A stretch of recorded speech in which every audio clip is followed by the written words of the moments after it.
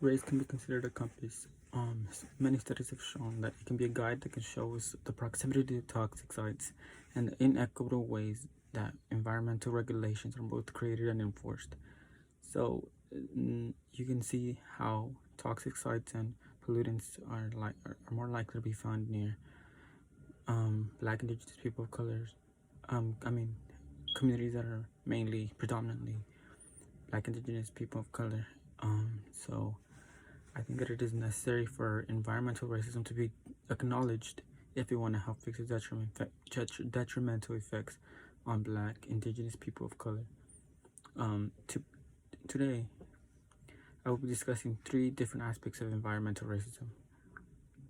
That negatively affect Black, Indigenous people of color. Those three aspects are environmental racism is real, and action needs to be taken to combat it and change the detrimental effects it has on people. Second, communities that consist of mainly Black, Indigenous people of color need to be given aid after the detrimental effects environmental racism has had on their health over the course of hundreds of years. Finally, action needs to be taken, and false promises that to address this need to be stopped being thrown around. We've seen this for decades already, where politicians claim to address it, yet nothing is actually being done. So, when I first mentioned the term environmental racism, I am often met with glances of confusion, as if I've made up the term, as if racism it's impossible for racism to be environmental. So, I'd like to start off with explaining what exactly environmental racism is. So, many of us don't know how deeply rooted racism is in our country, but the United States of America will only grow once it acknowledges this and takes action against environmental racism along with other aspects of racism. Environmental racism is real, and it sits in the air of BIPOC communities and affects their health, homes they live in, and the opportunities they can have. So, when discussing racism, slander, or the stereotyping of a group of people, when discussing racism, slander or stereotyping of groups of people comes to mind. However, the concept of environmental racism is rarely considered, even though it affects people daily. It affects their health and even the span of their life. So, we know racism exists in America. It's obvious. Just recently, last summer, headlines were pasted on the television screens while news reporters addressed the racism and protests in our country. Protests against inequality and police brutality are a few of the many aspects of racism. While many people understand that that the environment as a force of nature cannot favor or disfavor different populations. However, like all things on Earth, the environment is subject to human influences.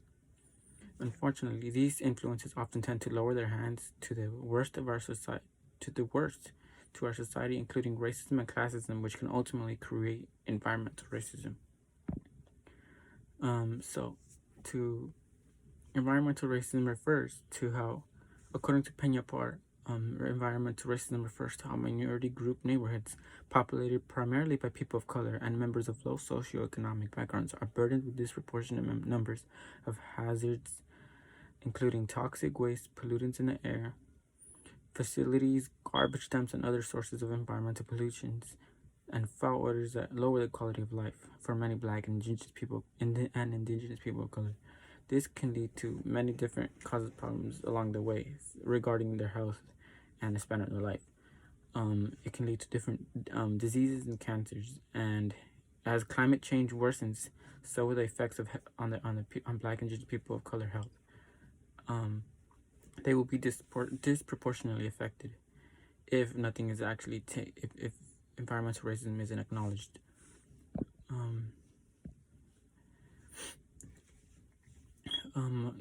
On my trips to school, I'd often take public transportation. I'd see just how obvious and apparent environmental racism is in our community compared to those that are predominantly white.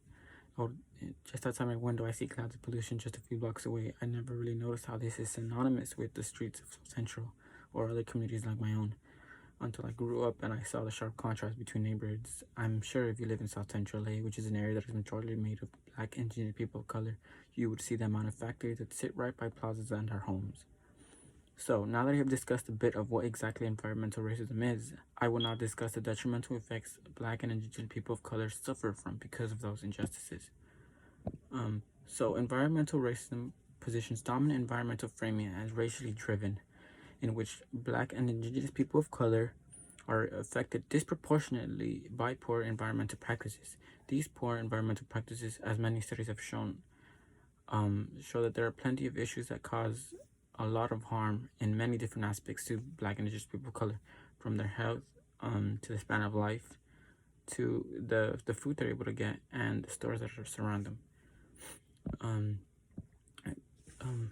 According to Peña Park, communities of color throughout the United States have been the dumping grounds for our nation's waste disposal, as well as home to agricultural and or manufacturing industries that pollute the land. And according to Herscher, across the country, disproportionate exposure to pollution threatens the health of people of color, from Gulf Coast towns in the shadow of petrochemical plants to indigenous communities in the West that are surrounded by oil and gas operations.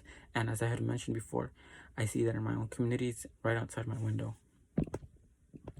So another personal example that I would like to mention would be that the detrimental effects that these hazardous environmental factors have on people in my community is evident. I've noticed it, and I feel that I've seen a handful of people suffer from illnesses because their workplaces expose them to hazardous materials, and because of all the factories that pollute our air around us, that's the only work they can get.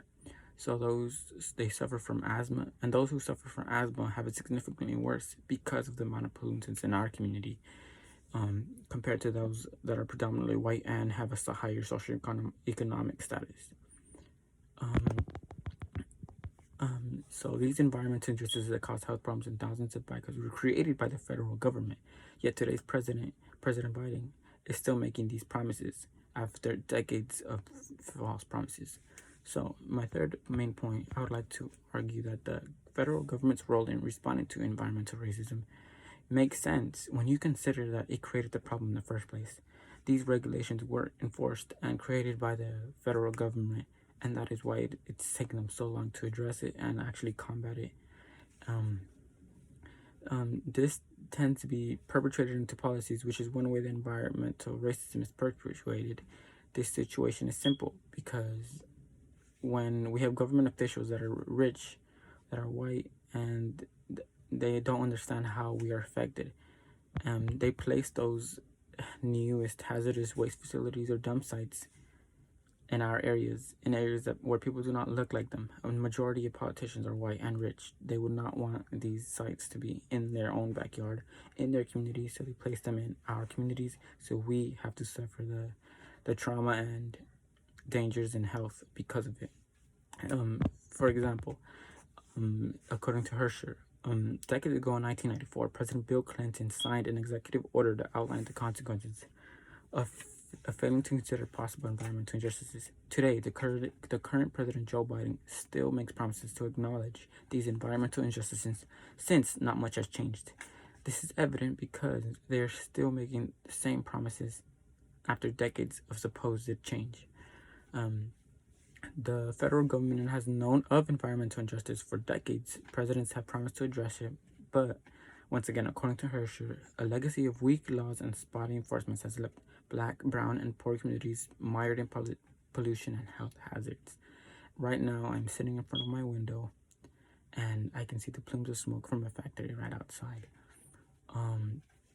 And I would like to mention that, according to Peñar from an article, this disparity also relays over racially. In a study done by Robin DiAngelo and White Fragility, in 2016, 90% of Congress is white, and 96% of U.S. governors are white.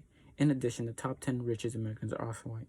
It makes sense that these rich white American politicians do not want these pollutants to be in their air, in the air they breathe, in the air they take their jogs in, and rather have them in Black and Indigenous people of color communities, and they suffer from the health effects of it. These detrimental effects have hazardous environmental factors happening in my community is evident. Like I said, once again, I've seen a handful of people suffer from these illnesses, and I have seen presidential candidates repeatedly say that they use environmental racism as a way to pander to more voters, and hardly any change ever happens. So the United States is often portrayed as a flawless nation of equality and prosperity. Yet, as Bernie Sanders once said, a nation will not survive morally or economically when so few have so much and so many have so little. A lot needs to be done to acknowledge the injustices found in the system, and that cannot possibly be done if people do not acknowledge the damage that is done.